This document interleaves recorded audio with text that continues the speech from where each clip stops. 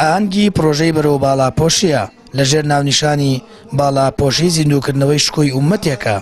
دەستگای نووری حکمەلق یەڵەبجە بۆ خوشکانی ساز کردووە کە بڕیاریان داوە عەبا بپۆشن. ئێمە ماوەی لەمە پێش پرۆژێکمان ڕاگەیاند پرۆژەی بەرەو باڵاپۆشی لەو ڕێگەوە کە باڵاپۆشی ئەم جارە بە عەبا بێت بۆیە کۆمەڵی خوشک پەیوەندیان پێوە کردین کە ئێستا 240 خوشی لەوانە ئامادەن و بڕیاریان داوە کە بەشدار لە پرۆژەکەیە ببنە باڵاپۆش. ئەمە زۆر گرنگە بەلای ئێمە چکەوە ئەسڵەکەیەکە وەکو خوای گەورە فەرمێ يا أيها النبي قل لأزواجك وبناتك ونساء المؤمنين يدنين عليهن من جلابيبهن. جلابيب بريتيا لو شتيك بالا بوش لسر تاخوار وكو ابن عباس فرمي لتفسير آياته شتيك لسر تاخوار بالا بوش به. خوشکان شانازی دەکەن کە بڕێریان داوە باڵاپۆش بن و وەک ئەمرێکی خوای گەورە و پێغەمبەری ئیسلامی دەزانن کە فەرمان بە خوشکان و ئافرەتان دەکەن پۆشتە و باڵاپۆش بن.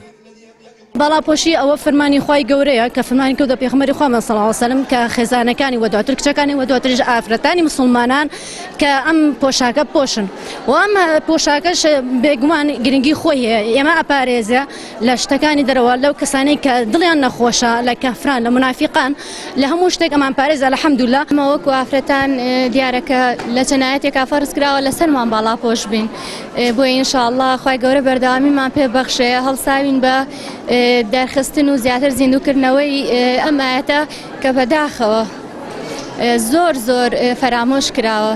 ئینشاءالله خوای گەورە خوشکەکانی کەشمان هیدایەت بە بەردەوامی بە ئێمەش ببەخشێت. ئەمساڵ جێ دڵخۆشییانیش چالاکیەکان زیاترن بۆ باڵاپۆشی لایەک هەفتەی باڵاپۆشی کە لە ڕێکخراوی جیهانی باڵاپۆشی ڕایگەیەنێ لەلایەک ئەم دەستگا و ئەم لایەنانە کە هەڵەسن بە سازانی ئەم جۆرە ئاهەنگانە و سواسی ئەو خوشکانەشەکەم کە بە گوڕوتینێکی ئاواوە ینی بە گوڕوتینێکی زیاترەوە دێن بەشداری ئەم چالاکیانەکەن. دەستگای نووری حکمە بۆ پەروەردە و ڕۆشنبیری لە هەرێمی کوردستان 18 لقی هەیە کار دەکات بۆ پێگەیاندنی چین و توێژەکانی کۆمەڵگە و ڕۆشنبیرکردنی تاک لەسەر بنەما و بەرنامە و پرۆگرامی هاینی پیرۆزی ئیسلام. بەردەوام لە لقەکانی داخولی پەروەردەیی و فێرکردن و لەبەرکردنی قورآنی پیرۆز دەکرێتەوە و تاک بە ئاڕاستەی نەوەیەکی تەندروست ئاڕاستە دەکات. سامان فەتاح کەناڵی ئاسمانی پەیام هەڵەبجە.